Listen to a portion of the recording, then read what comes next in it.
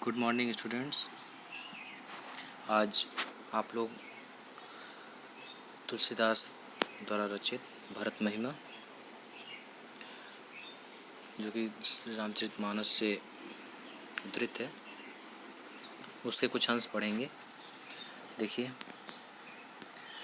तेहि वासर बस प्रातहि चले सुमिर रघुनाथ, राम दरस की लालसा भरत सरिस सब साथ। इसके पहले मैंने आपको बताया था कि राम लक्ष्मण और सीता अपने पिता दशरथ के आदेशानुसार जंगल को जाते हैं, वन को जाते हैं 14 वर्ष के लिए। भरत, जिनकी माँ कैकेयी ने 2 वरदान मांगे थे राजा दशरथ से, और उसमें एक वर था भरत को राजगद्दी और दूसरा राम को 14 वर्ष का वनवास। तो भरत, जो कि अयोध्या के राजा नहीं बनना चाहते, उन्हें बड़ा दुख होता है ये सुन करके। जब वो लौट कर आते हैं अपने ननिहाल से, पूरे अयोध्या वासियों के साथ वो अपनी माताओं के भी साथ राम को मनाने के लिए जंगल के रास्ते चल पड़ते हैं, वन के रास्ते चल पड़ते हैं। उधर वन की जो आदिवासी नर नारियाँ हैं, वो भरत को देख करके अनेक प्रकार की जो है विडंबनाएं व्यक्त करते हैं। अब देखिए, जंगल में चलते समय जो है, तेहि वासर बस प्रातहि, वासर माने दिन, उस दिन वहीं बस करके, वहीं ठहर करके, प्रातहि प्रातः काल ही, चले सुमिर रघुनाथ, श्री राम को याद करके, सुमिर माने याद करना, श्री राम को याद करते हुए, रघुनाथ माने राम, श्री राम को याद करके भरत जी वहाँ से चलते हैं, आगे बढ़ते हैं, है ना। उस दिन वहीं ठहर करके अगले दिन जो है श्री राम की यादों के साथ, श्री राम को याद करके भरत जी वहाँ से आगे बढ़ते हैं। और राम दरस की लालसा भरत सरिस सब साथ, राम के दर्शनों की लालसा भरत के साथ साथ, भरत के साथ जितने भी लोग हैं, सबके हृदय में, सबके मन में श्री राम के दर्शनों की लालसा थी, और उसी लालसा के साथ सब लोग आगे बढ़ते हैं। देखिए क्या कैसी स्थितियां होती हैं कि मंगल सगुन हो ही सब काहू, फरक ही सुखद बिलोचन बाहू, है ना। मंगल सगुन हो ही सब काहू, सबके साथ जो है कुछ ना कुछ मंगल हो रहा है, कुछ ना कुछ अच्छे सगुन हो रहे हैं, है ना। फरक ही सुखद बिलोचन बाहू, फरक ही माने फड़क रहा है, क्या, सुखद माने सुख प्रदान करने वाला, कल्याणकारी, विलोचन माने नेत्र, बाहु माने भुजा। कहते हैं ना कि जो है सबकी दाहिनी आँख और दाहिनी भुजा फड़कने लगी, सुख प्रदान करने वाली। जैसे एक कहा जाता है ना कि आँख फड़क रही है, तो एक दाहिनी आँख फड़क रही है तो अच्छा है, बाईं आँख फड़क रही है तो नहीं अच्छा है, ऐसा कुछ जो भी विडंबना थी। तो वहाँ जो है सबकी जो है, सबके दाहिने अंग फरक रहे हैं, है ना। कि फरक ही सुखद बिलोचन बाहु, उनके बिलोचन माने नेत्र, उनके नेत्र, उनकी भुजाएं फरक रही हैं। कि भरत ही सहित समाज उछाहू, और मिलहि ही राम मिटे दुख दाहू। भरत सहित पूरा समाज, पूरा अयोध्या समाज ही, उछाहू माने उत्साहित है, भरत के साथ ही पूरा अयोध्या समाज ही बहुत उत्साहित है। क्या, ये सोच करके कि मिलहे ही राम मिटे दुख दाहू, कि राम अभी मिलेंगे और सारे हमारे जो है सारे दुख दर्द क्या होंगे, दूर हो जाएंगे। कि अभी हमारी जो है श्री रामचंद्र जी से मुलाकात होगी और हमारे सारे दुख दर्द दूर हो जाएंगे। कि करत मनोरथ जस जिए जाके, और जाहि स्नेह सुरा सब छाके। करत मनोरथ जस जिए जाके, भाई जिसके मन में जैसी अनुकंपा थी, जैसी इच्छा थी, जैसा जिसके मन का भाव था, वैसे जो है सब लोग जो है जिसके मन में जो था उसी प्रकार की वो इच्छा प्रकट कर रहा है, इसी प्रकार की वो कल्पना कर रहा है, इच्छा कर रहा है।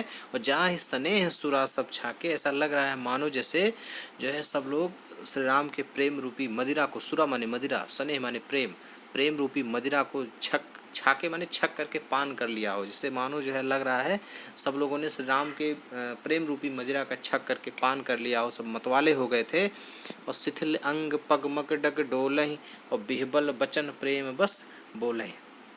शिथिल अंग पगमग डग डोलहि, सब लोगों के अंग प्रत्यंग बिल्कुल शिथिल हो चुके हैं, है ना। अंग पग मग डग डोलहि, उनके जो है कदम है शिथिल अंग, पूरा शरीर जो है बिल्कुल शिथिल हो गया है, सुस्त हो गया है। अंग पग मग डग डोले, उनके कदम जो है रास्ते पर क्या हो रहे हैं, लड़खड़ा रहे हैं, लड़खड़ाते हुए जा रहे हैं। और बिहबल बचन प्रेम बस बोले, और उनकी जिह्वा बिल्कुल बिहबल हो चुकी है, और उस जिह्वा से सिर्फ और सिर्फ राम के नाम ही निकल रहे हैं, प्रेम, राम के प्रेम के शब्द ही निकल रहे हैं, राम के बारे में प्रेम के शब्द ही उनके मुंह से निकल रहे हैं, है ना। सब लोग बिल्कुल पूरी तरह से राम के प्रेम में पूरी तरह से मतवाले हो चुके हैं, और रास्ते पर चलते हैं तो उनके कदम डगमगाते हैं, उनके मुख से केवल राम के प्रेम के ही शब्द निकलते हैं। आगे देखिए कि राम सखा त्यहि समय दिखावा, और शैल शिरोमणि सहज सुहावा। ठीक उसी समय श्री राम के सखा जो निषाद राज थे, उन्होंने दूर से दिखाई देने वाला शैल शिरोमणि, शैल माने पर्वत, शिरोमणि माने सरताज, पर्वतों का सरताज कौन, कामदगिरि पर्वत, जो कि स्वाभाविक रूप से दिख रहा था, दूर से ही दिख रहा था। तो उन्होंने कहा तो देखो वहाँ देखो वो जो पर्वत है ना, उसी पर्वत के पास श्री राम ठहरे हुए हैं। कि राम सखा ते समय दिखावा, राम के सखा, राम के मित्र ने उसी समय दिखाया कि देखो वो जो स्वाभाविक दिखने वाला जो ऊंचा सा पर्वत है, पर्वतों का जो सरताज है, ऊंचा पर्वत है ना, उस पर्वत को दिखाया और कहा कि जासु समीप सरित पय तीरा, जिसके समीप सरित पय तीरा, जिसके समीप जो नदी है, उस नदी के तट पर, तीरा माने तट पर है ना, उस नदी के तट पर सीय समेत बसहीं दो बीरा, सीता के साथ दोनों, बीरा माने भाई, दोनों भाई वहीं ठहरे हुए हैं।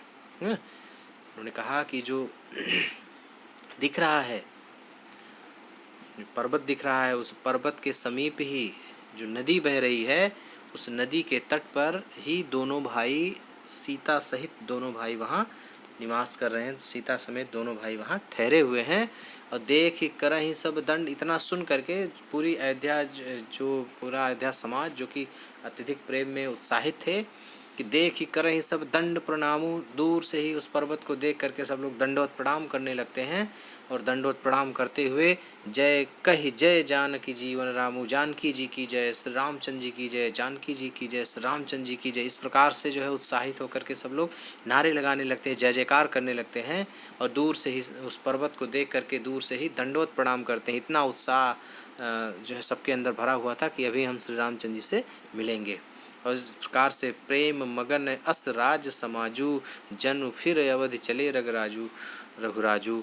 और इस प्रकार से जो है प्रेम मगन अस राज समाजू, पूरा अयोध्या समाज, पूरा राज समाज इस प्रकार से प्रेम में डूबा हुआ था, श्री राम के प्रेम में इस प्रकार से डूबा हुआ था, इतने लोग उत्साहित थे, ऐसा लग रहा था मानो जन फिर अवध चले रघुराजू, ऐसा लग रहा था मानो जैसे श्री रामचंद्र जी अयोध्या को वापस लौट चले हों, ऐसा लग रहा था। इतने लोग इतने उत्साहित हो गए थे, लग रहा था मानो जैसे श्री रामचंद्र जी अयोध्या को वापस लौट चले हों।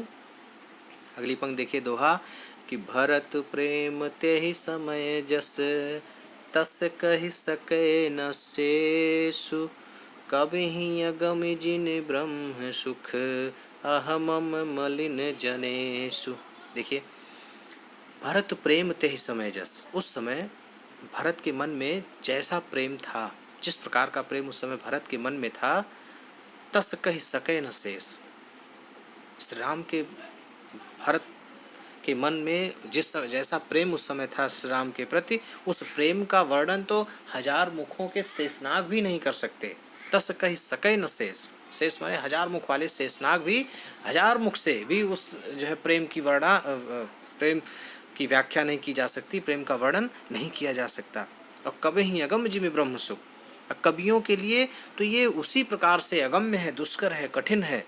मुझ जैसे, तुलसीदास ने कहा कि मुझ जैसे कवियों के लिए तो ये उसी प्रकार से जो है दुष्कर कठिन है कि जिमि ब्रह्म सुख अहमम मलिन जनेश, जिस प्रकार से जो है मुझ जैसे मलिन जनेश, कहे कि दुराचार में लिप्त, जैसे जिस प्रकार से दुराचार में लिप्त एक व्यक्ति के लिए ब्रह्म सुख, ईश्वरीय आस्वादन, ईश्वरीय भक्ति का आस्वादन, ईश्वरीय प्रेम का आस्वादन जिस प्रकार से दुष्कर होता है, कठिन होता है दुराचारी व्यक्ति के लिए, ठीक उसी प्रकार से मुझ जैसे कवियों के लिए भी उस प्रेम का वर्णन कर पाना बहुत ही कठिन है।